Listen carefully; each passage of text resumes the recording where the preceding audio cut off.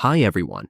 In today's tutorial, we will show you how to add a VTuber avatar to your stream using OBS Studio. Adding a VTuber model can make your stream more engaging and fun for your audience.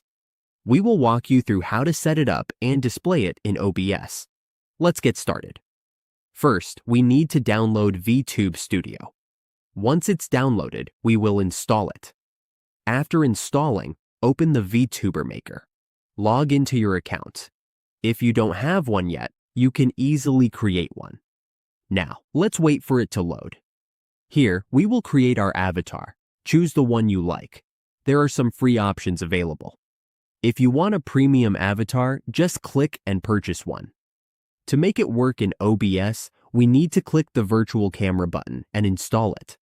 If there's an error and the driver can't be installed, we won't be able to proceed.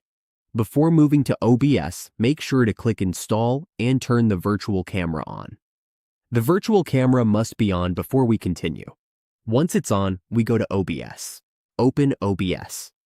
Inside OBS, we need to click the plus sign in the Sources section. Then, click the Video Capture Device option.